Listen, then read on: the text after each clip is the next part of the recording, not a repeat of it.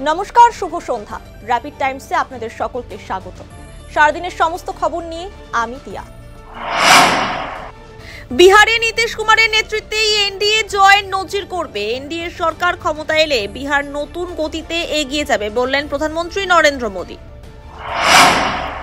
অন্ধ্রপ্রদেশের কুর্নুলে বাইকের সঙ্গে ধাক্কা লেগে এসি বাসে আগুন, মৃত্যু হয়েছে 25 জনের।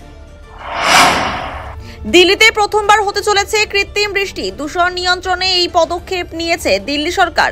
বুরাড়ি এলাকায় সফল হয়েছে পরীক্ষা।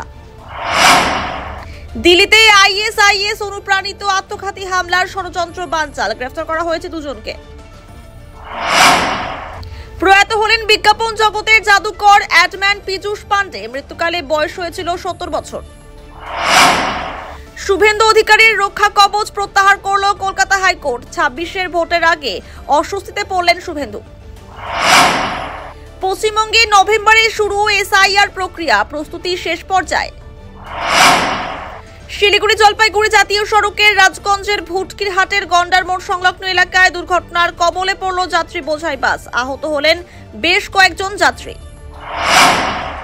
কালী পুজোর বিসর্জনকে কেন্দ্র করে উত্তেজনা ছড়ালো শিলিগুড়ির সূর্য সেন কলোনি ই ব্লকে, আক্রান্ত হয়েছেন এক মহিলা ও তার শিশু।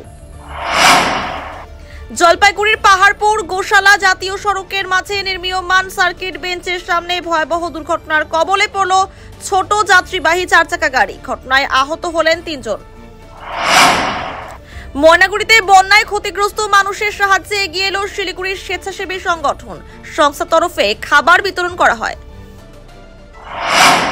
সারাদিনের সমস্ত খবরের আপডেট পেতে নজর রাখুন শিলিগুড়ি টাইমসে। শিলিগুড়ি টাইমসের খবর আপনারা পেয়ে যাবেন শিলিগুড়ি টাইমসের ইউটিউব, এক্স হ্যান্ডেল, থ্রেডস এবং ইনস্টাগ্রাম পেজেও। সঙ্গে থাকুন, দেখতে থাকুন শিলিগুড়ি টাইমস।